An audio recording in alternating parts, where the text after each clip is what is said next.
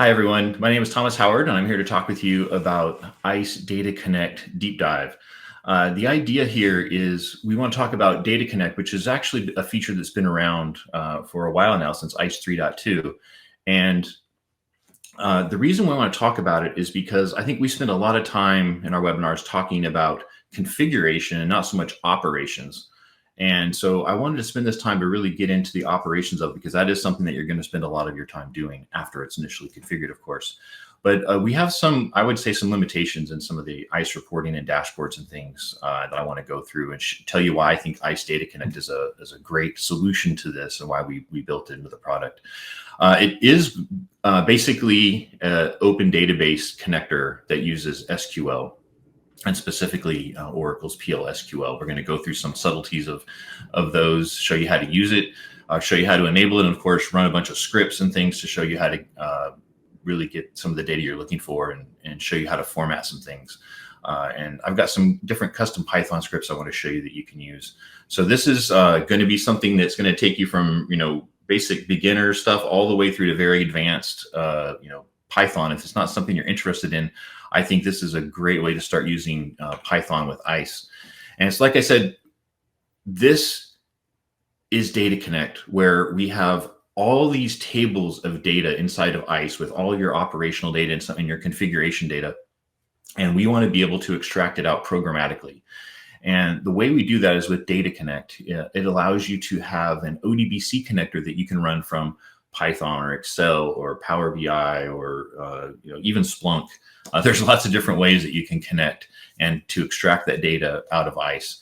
The other thing I want to note here is that while typically you run REST APIs against the ICE primary administration node, this is something that runs on the M&T node, because all the data, all that operational data we keep logging in your deployment goes to the monitoring and troubleshooting node, not the primary administration node. So I just wanted to remind you of that, because I think some people may forget that and they may try to connect to the primary administration node. And it may happen to be also your primary M&T node as well in your deployment if it's a small deployment. But if you have a larger deployment, it's going to be a separate node. So I just want to remind people of that little detail. Like I said, we have talked about Data Connect before in a variety of different places, and we even have some configuration guides out there for you done by some of our awesome TAC engineers. So if you do want to spend a little bit more time getting to know this and see some different introductions, see how to integrate it with Splunk or other tools, I encourage you to take a look at some of those resources off the iceberg for Data Connect. So when we get started, first thing I wanted to do is do a Slido poll and understand how many of you have actually tried Data Connect. Have you ever used it? Is it your first time seeing it? Maybe you use it all the time. Yeah, that's kind of what I was expecting. And that's why we're here today, right? Okay, good. We do have some basic users. I love it. Okay, the people that tried and gave up, yeah, I'm hoping to get you over that hump today as well. Okay. Yeah. All right, we're going to keep this poll open, but I'm not surprised by this at all. This is exactly what I was expecting. And I want to get you guys, like I said, over that hump and actually have you using it. And oh, good. We got a few people that are loving it. I love it. Good. I love it too. That's why we're here today. Okay, good. Well, hopefully by the end of this session, we're going to totally change this graph. That's my goal today. So to get you started, we have in Cisco's DevNet a Data Connect page where we talk about the different aspects of it and how you can get started with it. And we even include some example queries down here if you want to go see how to do some basic queries with it. And that's what I'm also going to show you here today. If you want to see how you can really customize it. This is an example of one of the views or tables inside of Data Connect. And what this allows you to do is basically see on the left-hand side all the tables that you have available at your disposal that you can query. And I will remind you that Data Connect is read-only, okay? So you cannot use these database queries to update the tables at all. You can only read from them. Again, this is about getting data out, about using it for operational purposes. It's not for configuration. Okay, so all this stuff is for reading only. And all these tables exist, and then you can see basically a table of all the columns, their data types in here, and a quick description. Some of them are fairly redundant, but I think it's pretty obvious what a lot of these things are. And you'll just want to run some queries and see for yourself what some of these values are, and that's what we're going to do. The other caveat to this that I like to mention is that there's two types of ODBC clients. One is called a thin client, and one is called a thick client. And when I started playing with Data Connect for the first time, I got really frustrated by it because all these ODBC clients have so many libraries that you have to install, or some of them you have to buy them. I thought it was really ridiculous. I thought there had to be a better way. And that's honestly why I went out and I made my own Python script, because it's quick, easy, and free. So I like that a lot. And I thought other people like you could use this as well, rather than having to go out and buy some kind of an ODBC client or tool. So some of the operations are going to be limited with a thin client. And one of them that I found has been the timestamp time zone data type. So anytime we query a table that has a field or a column with the timestamp time zone, the thin client isn't going to be able to read that column. And our workaround is simply to not use that column. We just use the timestamp one below it here. It's just perfectly fine. I honestly don't know why that is, but it's just one of the things that I've found when playing with this. So we're gonna use Python when we do this, and the oracledb is a package in Python that by default has the thin client, but there is an option to use a thick client. We're not going to get into that today because, again, it's an extra process, and I just want to keep it simple just to get you guys started on this today. So the instructions that are there for Data Connect show you a lot of different ways, but it's really geared towards developers because we expected that it would be developers that go and want to use this kind of stuff. But I'm a more practical kind of person. I do have some software experience, but like I said, these tools, I don't really want to use these tools. I like the Python code, but the Python code example that's given in here uses some libraries that it makes it really hard using certificates and all this other stuff. It was way too difficult. So I was able to go out and find the oracledb package and make it a lot simpler for you. And that's what we're going to be doing today. But I did want to find out what kinds of tools are you going to be using with Data Connect potentially? What tools do you use with ODBC? Python? Okay, good. That's what I was hoping. Power BI, yeah, that's a popular one as well. Because these are really easy to get started. Yeah, DB Visualizer, okay. So some of these, like I said, they're already documented out there on the Data Connect site. But I like using Python because it gives me a lot of flexibility in terms of the queries I want to run, in terms of how, especially when you want to script them all together. Yeah, Excel, okay. Okay, good. So those instructions are out there for you if you want to see Excel or Oracle SQL DB Visualizer. But I'm going to show you how quick and easy it is with Python today. So good.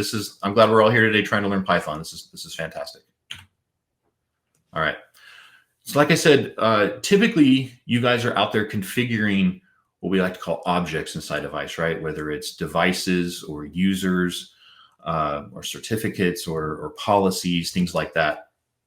And so we've spent a lot of the webinar time covering those kinds of things. But now that you've got all that stuff configured, you have users coming in and authenticating. How are they actually using it? And so what we're looking for is really understanding, what are some of the errors we're seeing? What are some of the usages or the trends we're seeing with different policies, policy sets? Maybe you're even interested in the system performance with CPU utilization and things like that. And you really just want to see, how the system is being used. Maybe a part of it is erroneously being used, and you want to minimize that. So you got to discover it and then work to try and minimize it and measure that over time. And I think one of the biggest areas where we get questions, honestly, is about sessions and license utilization. So that's something that we're not going to give you a full report on your licensing consumption today. We are going to get into your sessions a little bit. And I will tell you that ISE 3.5, we're hopefully going to address the licensing trend issues. We're actually going to build a report inside of ISE for you finally to do your licenses. We'll see. Hopefully that's going to be coming in 3.5. So I don't have to build it today. In terms of the Data Connect tables, or what they're called views, these are all the different tables that we have access to. And what I've done is I've kind of marked them with a little gear if it references configured information or if it's operational data. And the difference here, if you think about it, is, let's just take admin users.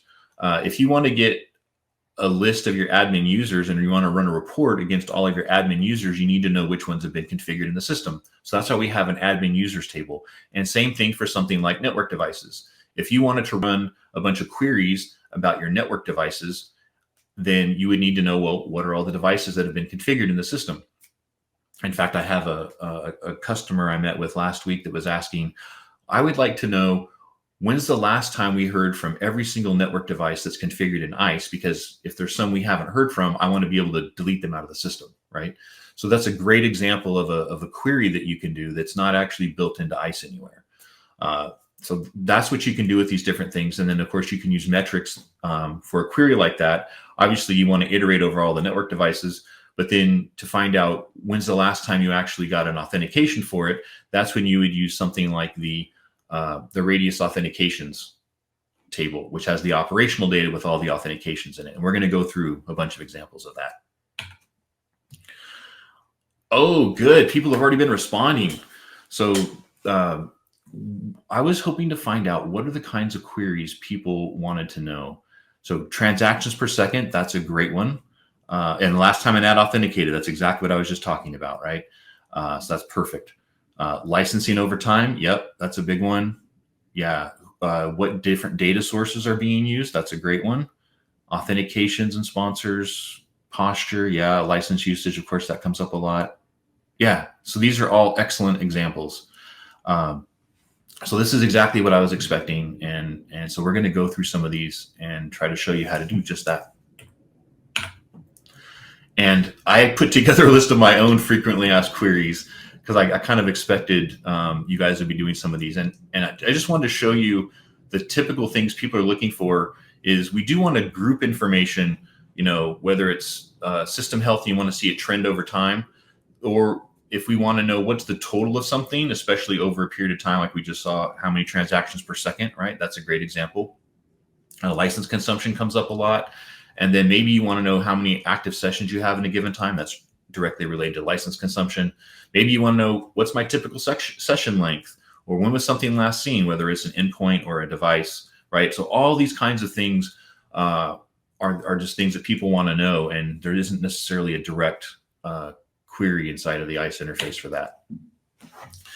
So speaking of queries in the ISE interface, the reason why we have Data Connect is because there's so much data inside of ISE, especially if you have a large deployment. And some of it's just not really easily accessible here. So for example, you don't see any trends in the dashboard. In the LiveLogs, you're limited to only the latest 100 records, right? And what if I wanted to see 1,000 or 10,000? I wanted to filter through those, right? And I wanted to go beyond the last 24 hours. And I don't want just a CSV or a PDF. I want to use JSON because I want to take that data and I want to do something else with it somewhere else. And then if I want to run a query, there's so many details inside of here that I would love to do a query on, but I don't actually have the ability to query all those attributes inside the ISE LiveLog details. So then if you're inside of the reports, like I said, we talked about the details, but then there is an ability to do a more customized query. But again, you're still limited in how you interact with the system to do it. And it's not really repeatable. I mean, you should be able to save some of these off, but it's just, if you want to do it at scale and you want to iterate over, like I said, a bunch of your admin users or a bunch of your network devices, this really isn't the way to do it. So we need a little bit better way. Now, I will say that we've done a lot to improve getting you access to this data using a new feature starting in ISE 3.2 called Log Analytics. And basically, we're starting to add a lot of new dashboards that do have some of that trending information, and they do have some great visualizations for you. But it's going to take some learning to do it in the dashboard and to save those things off. And we are adding things. I know there's been a new one in ISE 3.4 for posture, for services, things like that. So we're going to keep adding dashboards in here and improving it. And I'm hoping over time you're going to actually see these dashboards be the main dashboard you see when you log into ISE. But that might take a few more releases before we get there. But we're trying to build that out in Log Analytics.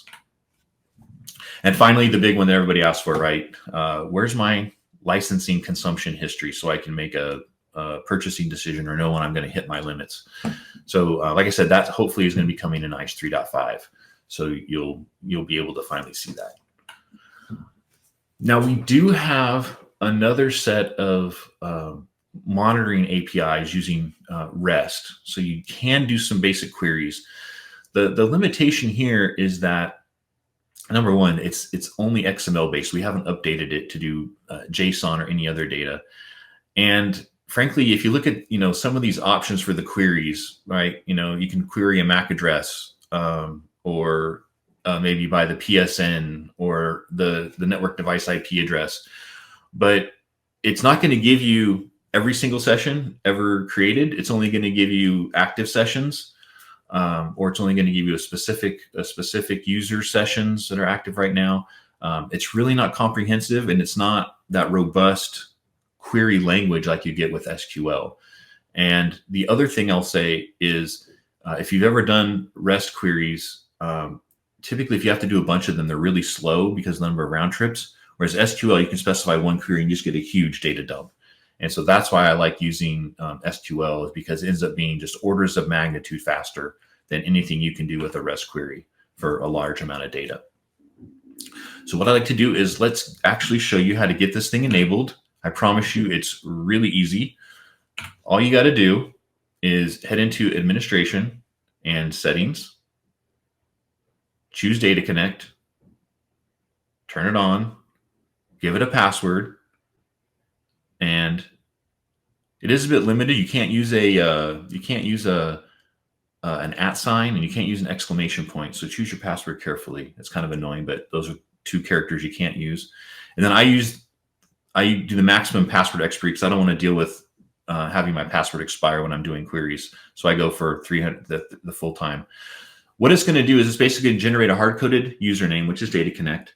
It's going to tell you the name of your host, your port, and a service name. Service name is basically the Oracle database has a service that we're going to connect to, and for whatever reason, it's called CPM10. And so when we create our query to connect, we're going to use these different parameters to do that. So most of these are hard-coded. Really, all you need to know is your host name and your password. It's really that simple. All this other stuff is just hard-coded. If you did want to enable this via a REST API, we also have that available for you. We're not going to cover that today. I do have a script that does this in my GitHub repository, which I'll show you if you want to play with it, but we're not going to go through and do that today. So one more thing before we get started is, what's your SQL skill level? Have you ever done SQL? Or like, Thomas, what's SQL? I don't even know. Okay, good. We have some people that know it. That's a good start. That's helpful today. We are going to go through the basics, but I don't want to scare anybody off with SQL. So I think everybody should know it. Yeah. Good. Okay. That's where I was hoping we'd be today. If we had any advanced people, they might be able to help me with some queries. I was kind of hoping for that. Oh, we got a few people. Okay. All right, good. All right. Well, SQL is structured query language. We're going to cover that for you right now. But good. I'm glad to see this is the sweet spot where I was hoping people would be. Hopefully we can teach you some things today. Good. So, like I said, structured query language is SQL. And the idea here is all of our data we put into a giant table. You have different fields or columns across the top. just like Excel. It's just one giant Excel spreadsheet, right? Works the same way. And you can have lots of different tables. And what we want to do ultimately is we want to select a table with, or select columns from a table. And then we typically want to filter the rows using some kind of a condition, a Boolean condition, when we say where. So where a certain condition is met. And then from that subset that gets returned, we want to typically order the columns by certain, either alphabetically or numerically. We want to sort them or order them. And then a lot of times we're going to get so much data back, it's just overwhelming. We don't want to see it all. And so just like when you use a website and you get your data paged, you get 25 results or 100 results at a time. We want to limit the number of results that we get back at a time, so we're not dumping millions of rows unnecessarily to the screen and using up unnecessary resources. Another thing you can do is group by. So if you want to summarize or what's called aggregate data by some parameters, and you want to average it, or you want to total it or sum it, anything like that, that's called a group by, and we're going to do some of that as well. And then there's just sometimes you want to count the number of something, find out the maximum, or you need to do some actual some string manipulation to make it presentable and interesting on the screen. So we're going to do some of those things as well. One thing to note about SQL is it's case insensitive, so that you can write it uppercase, mixed case, doesn't really matter. It all just works. The other thing is that I like to put comments in my code, and you're going to see some of that later on. And comments start with a dash dash.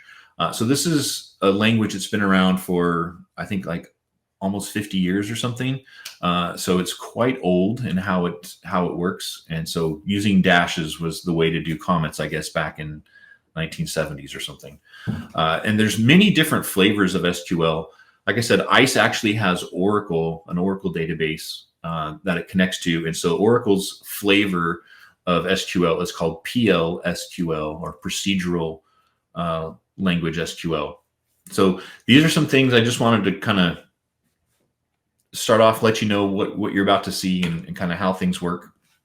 But what I want to do is actually get our environment going and start doing some queries. That's what we're here for, right? And to do that, well, actually, what we're going to do, we're going to get our environment set up in a terminal because we want to run Python. I use VSCode to do my coding because it's a really nice IDE. It has coloring and all kinds of stuff, so you can see your code nicely. And then something I'm going to do a little bit differently today. Never done this before, but we're going to use something called Jupyter. Jupyter is something called a notebook that lets you run documentation and code together in this interactive way. And I thought that was going to be really helpful for you guys. So if you've not seen Jupyter before, I think this is a really good way to learn Python if you haven't learned Python yet. So let's go through this and I'll show you basically how it works. So all my code today is already posted for you on my GitHub repository called ICE Python scripts. This is something I've been contributing to for several years now with different scripts and things. And the one we're going to use today, I call iseql. That's kind of my play on words for SQL, but iseql, right? The idea here is when we want to run just a simple query in ICE, wouldn't it be great if I could just say, run iseql with some SQL query? And that's exactly what this little script is meant to do. And I'll show you how it's built. It's actually really simple. Oracle does all the work. It's pretty straightforward. So if you want to run this, you can run it against, you can actually put a query straight into the command line inside of double quotes, or I've actually built a lot of queries for you already. And some of these are quite complex. Some of them are actually really simple, but they have a lot of things are commented out, so you can play with them to your heart's desire. So we're going to go through these, and I'll show you what they are. And I just wanted to give you guys lots of examples as I play with it. I've kind of built some of these things for my own needs. So let's get started with this. not that. We want to go here. All right, so I just have a terminal and nothing in here, so I'm totally starting from scratch. And what I wanted to do is I need to get my repository. We're going to download this code onto my computer right now. And so if you go inside of this repository, you'll actually see that we can download this GitHub clone right here. And hopefully you guys have Git installed on your computer. If not, well, then that's why you want to download the zip file and unpack it and do it that way. That's another option for you. But we're going to do it the cool kids way. And we're going to do a git clone. Oh, look at that. It's already there for me in my history. So I'm just going to go ahead and clone that out. It just downloaded the entire repository to my local computer here in a directory called IcePython scripts. So if I cd into that and I look, there's all my code. There's a lot of different things here that we're not going to use. So I'm just going to remove some of these ICE scripts that I don't care about. I don't want to confuse you guys today. I want to keep it simple. So we're just going to do that. And then just got a few things left here. So the next thing I want to do is I need to install my Python environment. So the way I do that is I'm just going to run a command here. I know you guys don't want to see me type, so I'm just going to paste it in. We're going to install a bunch of Python packages, which are inside of this requirements.txt file. And this is going to take a little while, but it's totally worth it. And I'll tell you why. So we're running what's called a Python virtual environment, and it's done with this tool called pip environment. Pip is basically a package manager for Python. And we're downloading these packages that we use because everyone's already written a lot of code for us. We're going to reuse that code to make our lives easy. And we do it in a special virtual environment. Just like you have a virtual machine, we have a virtual Python environment. And the reason why we do this is because when you're playing with all this different code from all these different repositories that are fun scripts to play with, you're going to get all these dependencies and all these crazy packages. And at some point, you're going to confuse yourself because you've got so much random garbage on your computer. It's going to make your life really hard. And so rather than have kind of everything dumped into one big pile of packages, it's much nicer to keep it constrained by a particular GitHub repository or a script or something like that. And so that's exactly what we've done is we've downloaded a whole bunch of packages. So I'm going to go ahead and launch into that virtual environment. I'm going to run pipenv shell and hit return. Okay, so now I've launched into my virtual environment. And if I do pip list, this says, show me all the Python packages I've installed in my virtual environment. So here it is. What I just wanted to show you real quick, I've got a bunch of different things from all these different scripts that I've written. So some of these aren't going to apply today. So don't think you need every last one of these for what we're doing. But we are going to be using oracledb. That's the big one. That's our ODBC client package that we're going to be using. Pandas is a way of doing a lot of data analytics and stuff. Pip, obviously, something we use for downloading packages. We want to be able to do YAML files for output. If we want to be able to do some HTTP requests, we have that library. I want to show stuff in tables, so we got the tabulate package. And I think those are the main ones. So the next thing we want to do is we want to be able to connect to our database. But I want to show you, first of all, if I want to launch into VS Code, or it's called VSCodium, that's the one I use. It's basically the open source version. This is my VS Code. And I'll make it a little larger so you can see everything here. So basically, again, this is a copy of the repository. And inside of here, just to show you, I've got a bunch of different things that I've done. But here's all those SQL files. And for example, admin users. So this is a really simple SQL query where we select all the columns from the admin users table and only give me the first 10. We're just going to keep it really short and simple. And then we have a bunch of other queries that we could potentially run. One of the most popular ones, my favorite, honestly, to get started with is the node list. The node list is essentially show me all of my ICE nodes in my deployment. And there's a lot of different columns here, or fields, right? And honestly, these are the only ones that I typically care about. I don't really care about a lot of this other stuff. And so I'm going to show you this one, and we're going to pull from that table, and we're going to sort by the host name. So we'll show you what that looks like. And I just want to show you, if you did it in VS Code, you have a way to do it here like this. And then the other thing we're going to do is we're going to be running something called the iseql notebook. And you can run it in VS Code, or I'm actually going to run it in Jupyter Notebook. But I wanted just to show it to you here, because depending upon the environment you want to work in, it'll work in either one. You do have to install an extension inside of VS Code to do it. But you can run this notebook. And the cool thing about these notebooks is everything is basically markdown cells. You can actually add pictures. Like this is, again, markdown. You can actually drag and drop a picture into it. And then you can run Python code straight inside of your notebook. You have to choose a Python environment, which fortunately we've got our virtual environment that we've already instantiated here. And oh, we got to run the ipykernel package. I forgot to install that one. But once we do that,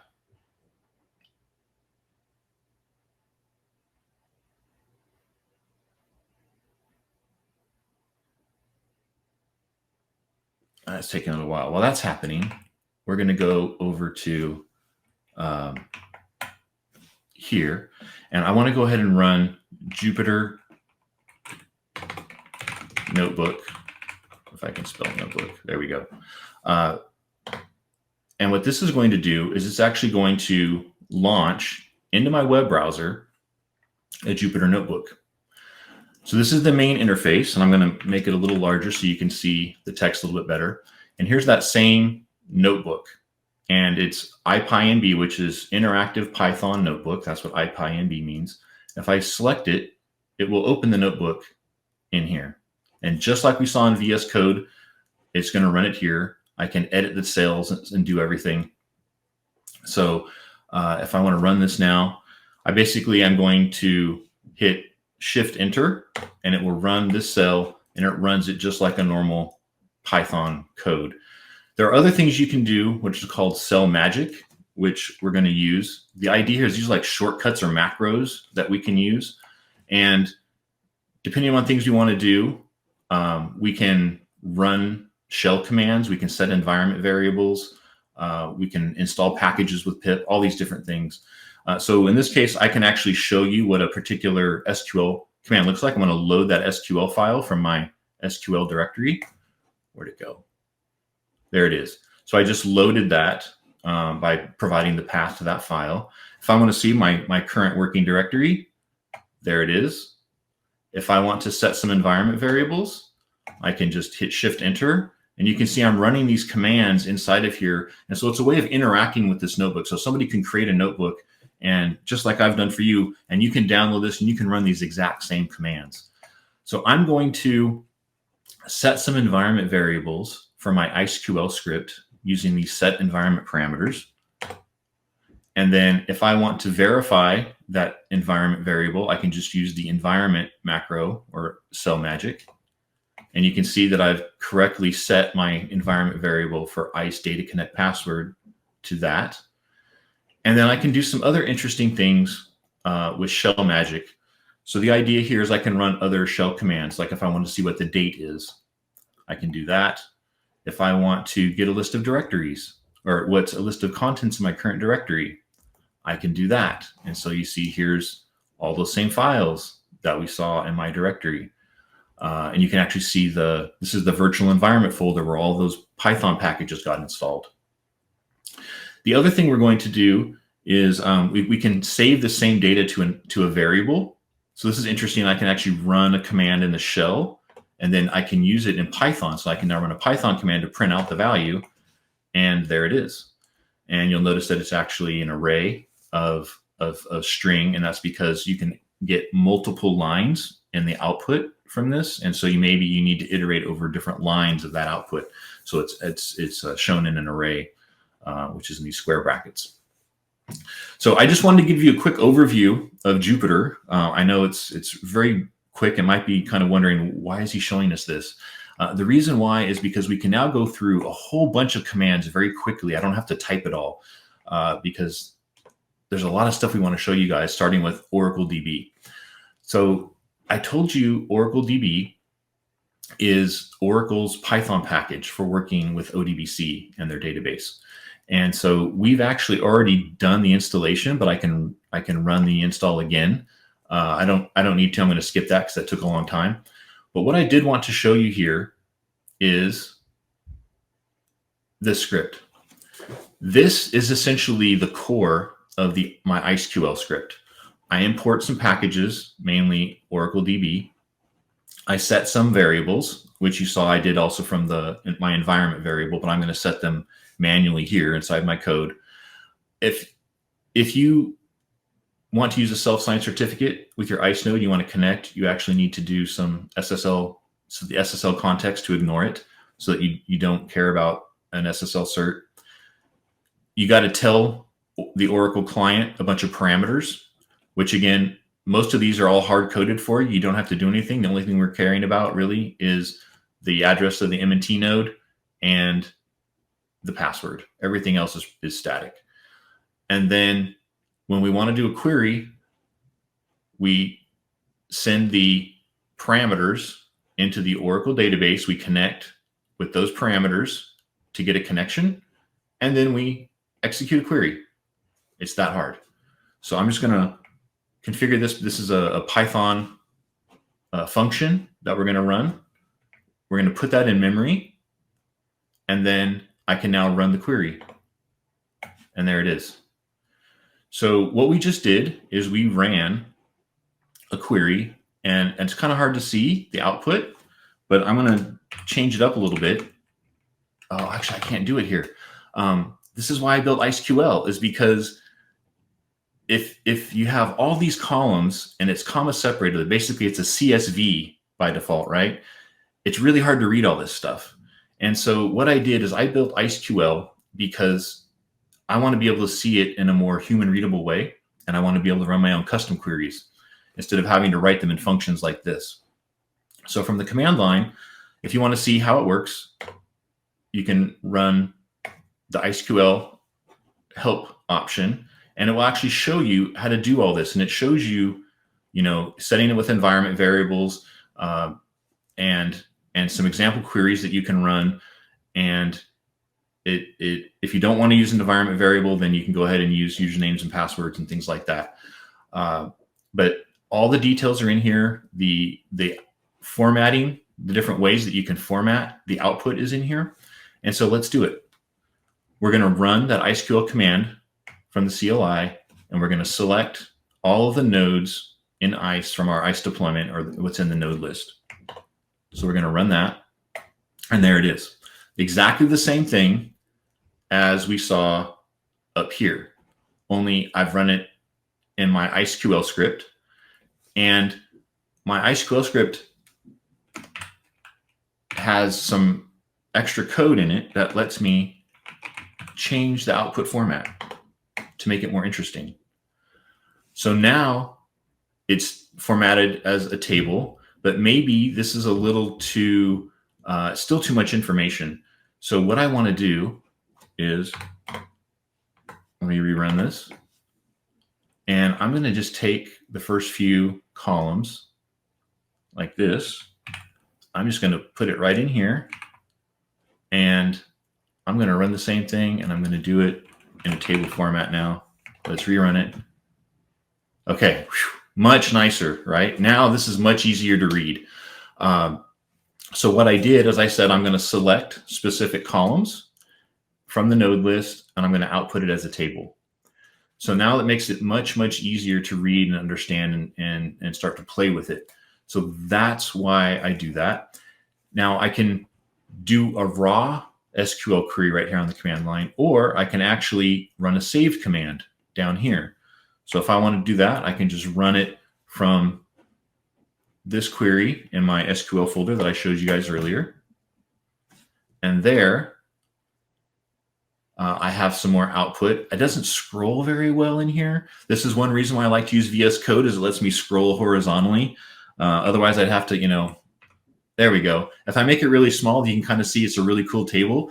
This is actually showing me my radius authentications by policy set, or basically the authorization rule. It basically shows me my average response time, my maximum response time, how many have passed, how many have failed, and a percentage of failures. So it's a really cool way to summarize that data, right? So this is some of the cool things that you can do once you start writing your own SQL scripts. So I'm going to make this a little larger for you again, and we're going to start running a bunch more of these. Before that, I just wanted to show you what that crazy SQL script looks like. So I did the cat command to show you the output of it. And you can see I'm selecting several columns. I'm doing some manipulations on them. I told you about the to-care option, show me the maximum. This actually lets me substitute a null value for something if it's unknown or null. And then I want to count some other columns. And then all these I've just commented out. But if you wanted to customize this to your own needs, you could just simply uncomment one of these columns and it would show up in your data as well. I also have ways to filter the data. I'm currently, that table that I just generated is for the last 30 days, but maybe I wanted to see who's been hitting my policy in the last hour or the last minute or the last number of seconds. So you can just quickly comment or uncomment these and it will filter it by those as well. So I try to have some of these common things that I do. As I'm playing around, I may want to customize the queries, and rather than have to manually type it, I can just comment, uncomment a specific row and get that data. So I will mention that one of the other options is self-signed certs. So if I want to make sure that I am verifying the certs, I can set an environment variable to do that. And then if I run my command, I can actually, you'll see that I actually get an error. It can't connect to the database because it doesn't trust the certificate, because I'm saying I must trust it. And if it's not trusted, it's going to fail. So what I can do instead is I can override it with an option, the -i or -- insecure option, and I'm able to still run my query. And I can go back to the verify false, set that environment variable, so I don't have to use the -i, and now I can run that query again, and my query runs because I'm using the ISE verify. So some other things we can do is I wanted to tell you about performance. I've already shown you how I can change the output formats, but the problem is some of these, if you download too much data, it takes a long time to stream it to the screen. And so let me go ahead and do that right now. If I want to show you radius accounting, let's see how long this takes. So what I did is I counted all of the rows of radius accounting. I have about 56,000 rows in my database right now. If I wanted to just dump those all out, it's going to take a long time. So I'm going to limit it to the first 5,000 rows only. So let's do that. Let's show you what that looks like. Okay, so it's huge, right? It's really ugly. Oh my God, I really shouldn't have done that. It's it's just horrible. So let me see if I scroll all the way down. Okay, there we go. Whew. I really shouldn't have done that. And so if you were, it only took 2.5 seconds to do that. That's not too bad. If I were to run that same thing and I wanted to do it in a table, notice nothing's coming out right now. That's because it has to buffer all of the output, and then it finally dumps it out, and it does it in a really long, oh, thank you. This time it put in a little frame, so it made it easier, but it took a little longer. And if I look at the end, oh yeah, see, it was too much for it. It couldn't do it. If I run this in my actual,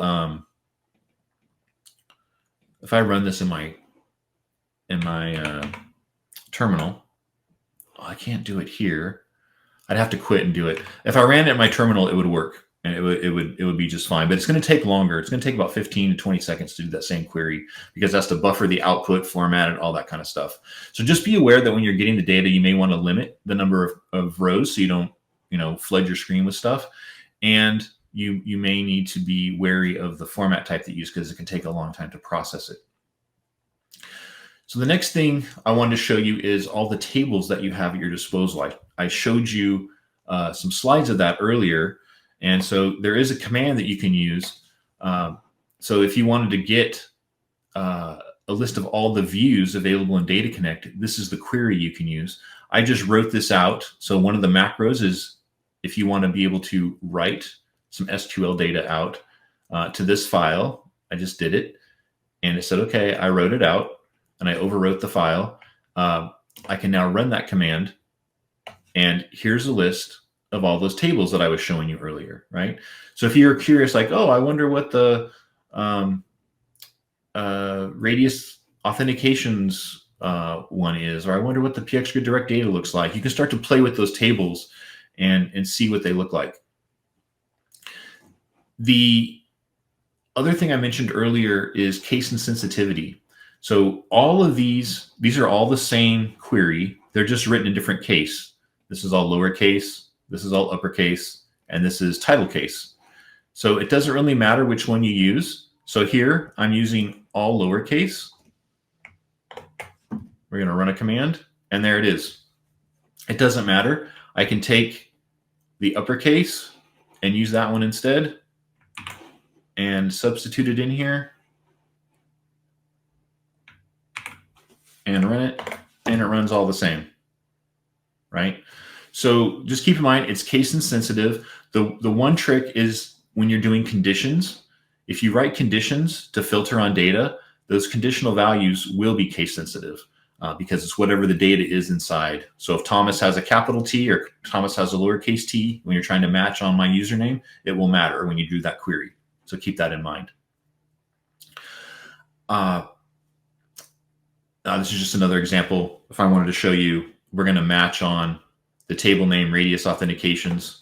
We're going to get no data out because this is all lowercase, and inside of this table, it's actually uppercase. So if I have to say radius authentications, and if I rerun that, I should now get data out. So I'm actually seeing, show me all the table columns for the table name radius authentications. So if you wanted to see what are all the fields in radius authentications, here's a query you could use to do something like that. So there's a lot of different things we can do in terms of queries with select, right? If you just use the star, it shows all of the fields, but that can be a lot, right? Look at all that data. There's so much stuff here. It's really hard to make sense of that. So you're probably going to want to specify, you want to select specific columns to make use of them in a more sensible way. So be aware of that detail. And the other one is you want to limit it. You saw earlier how I tried to get a bunch of data and it was like 5,000 columns, right? It's just way too much. And so that's where being able to fetch, sometimes you just need to see one row just to see what some data looks like. Or maybe you want to see 5, 10, 100 rows to make it interesting. So we can do that with radius accounting. We can say, I don't want to see 5,000. I only want to see the next 10, right? And so here's 10 rows, but look, we still have a lot of different columns we need to select from. And so you can see how these queries are going to get kind of complex pretty quick. And so what we want to do is we want to start using selects, and we want to start manipulating some of that data so that it looks more interesting. And starting with timestamps. I think timestamps, everything in the database has a timestamp log, right? And so one of the most frequent ways to filter and organize it is by the timestamp. So if we have something like a timestamp test that we want to do, what I did is I took the standard radius accounting table and I did a whole bunch of different timestamp formats just to show you how we could manipulate it. So I'm going to run this. And it's a little bit large. Let me make it a little smaller. There we go. This is the standard timestamp format where it has the year, the month, the day, hour, minute, second, and then it has what are called fractional seconds. And you can see it does it up to, basically millionths of a second, but the last 3 digits are always zeros. And so really ICE only records it to thousandths of a second or milliseconds. So it doesn't make sense to waste those 3 characters. So maybe you want to use this format. You want to take the timestamp and you want to format it in this way. And this FF3 means use fractional seconds up to 3 digits. And that gives you your milliseconds. So that's what this one is. And maybe you don't care about milliseconds. Sometimes a single second is perfectly fine. And so you can do it just to the seconds format using this format. And when the HH24 means I want to use the 24-hour field, so I can filter that way. Or you can just do it by a date, and you can see year, month, day works out that way. Sometimes you may want to do what's called truncation of a timestamp. You want to truncate it to a day, or you want to truncate it to a minute. And what that does is, rather than just eliminating the time field, it keeps the time field, but it zeroes it all out. It truncates it down to just zeros. And same thing if we wanted to truncate it to the minute. You can see that the seconds are all zeroed out and you only have the minutes in there.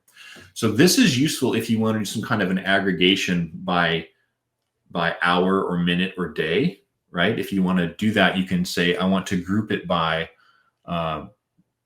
these hours, minutes, or days. So we're going to show some examples of that here in a little bit, but I just want to give you guys some quick examples. The other thing you can do is functions. And one of the most popular functions is counting. So sometimes you just want to tell me how many of something exists. So what I'm going to do is I'm going to use one of my macros to run a shell command with iseql.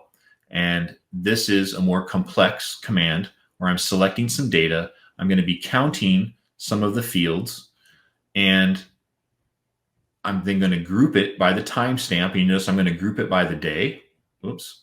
I'm going to group it by the day, where I'm only using YYMMDD, and I'm going to sort it by the timestamp. So let's do it.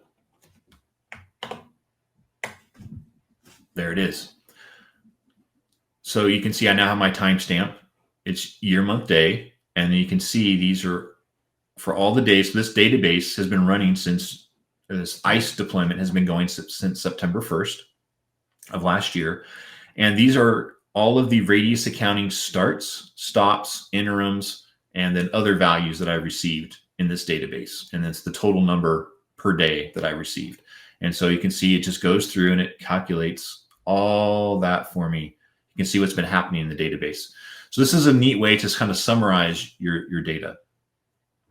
Now, something else is you can use called null value, where if you have a column that has an empty or null value, you can actually substitute it with some of the default value. So for this one, I have a null value on the account session time. So again, we're going to go back to radius accounting, and we're going to do it on the account session time. If we don't receive an account session time on a particular session, we're just going to use 0. Keep it really simple. So let's run this. And account session time. So I've got what I did is I did the account session time as a length, and I did a length with 0, called it length 0. So you can see if I don't specify the 0, these are the nulls. It's just kind of a gap in the data. Whereas if I use it with a 0, if I specify the null value of 0, it actually puts the zeros in there for me, right? So that's something that you can do if you don't want to have just an empty field. You want to know that something's there. I could change it just as easily to a dash. If I wanted to say, don't put a 0 there, put a dash there for no value.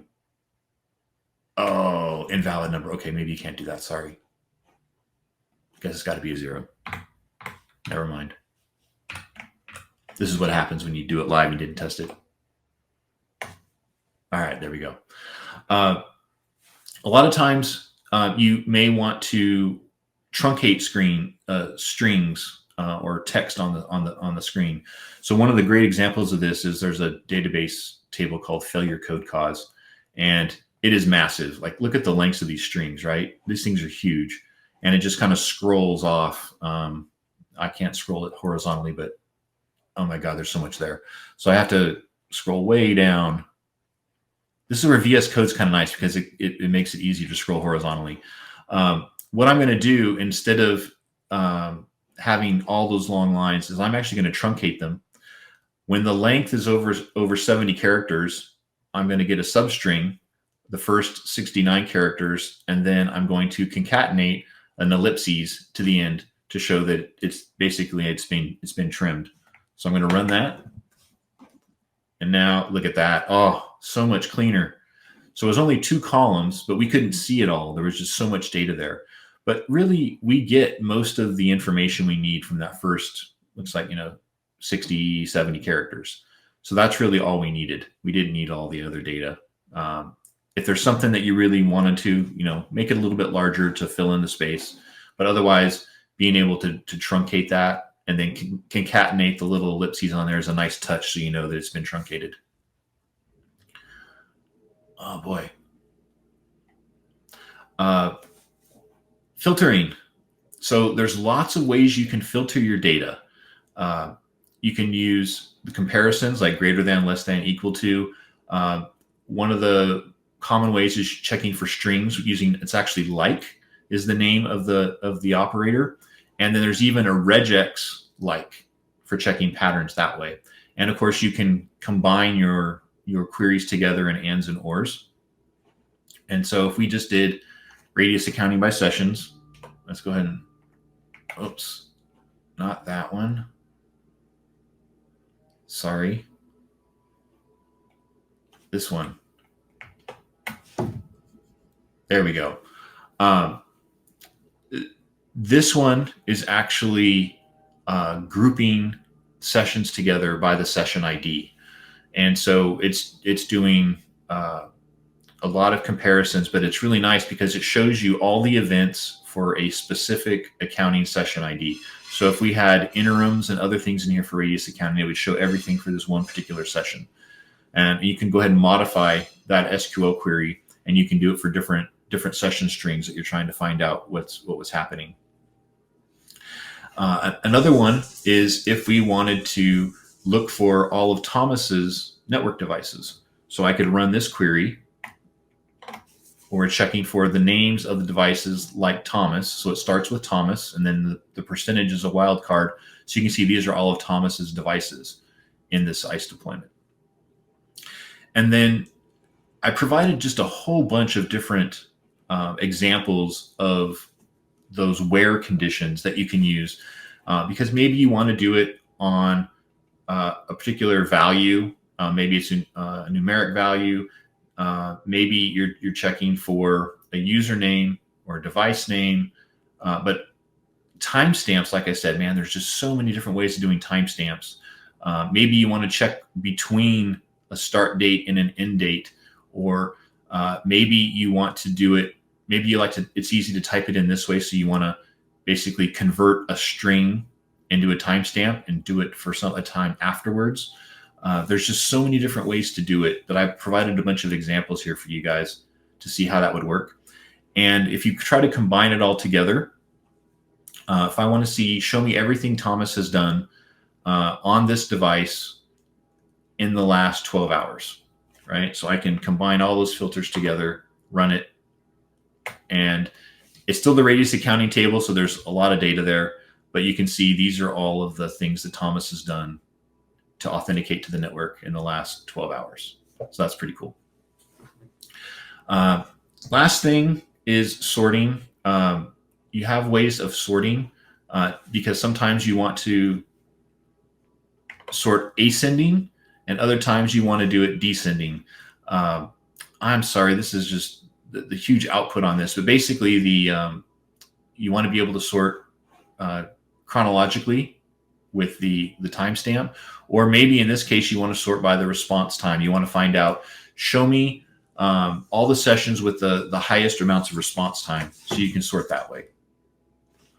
and can't really see in this view because there's just too much data here.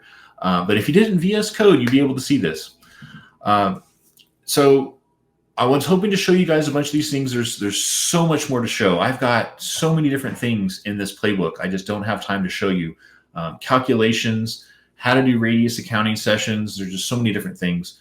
And there's even another script in here called ISE Data Connect, which lets you run lots of different queries.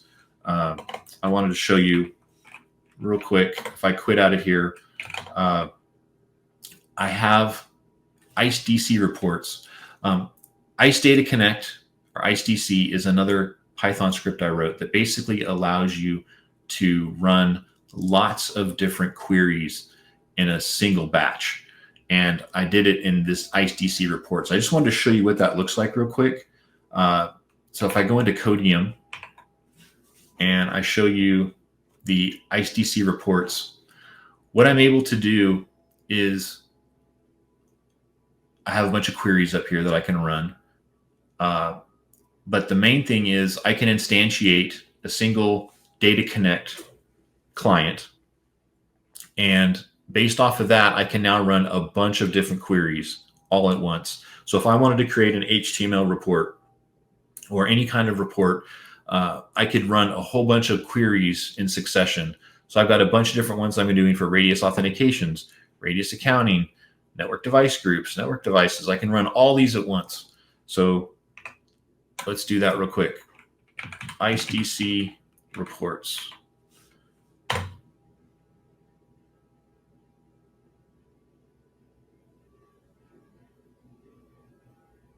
It should be connecting. No, what's the problem? Oh, I think I needed to actually source. I didn't actually set my environment variables here. I only set it in my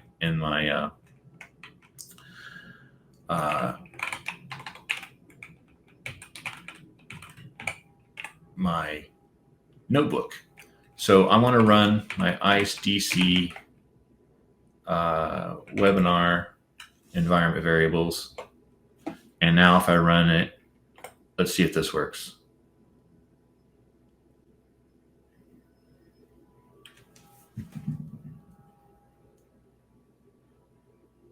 No, this is supposed to work.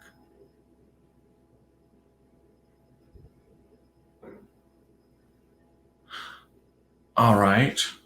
I think the problem is I need to export a different ISE PMNT value. Let's try that. Hopefully that's the issue. There we go. That was it. I was using I had the wrong hostname value. But look, so see, I'm running all those queries all at once.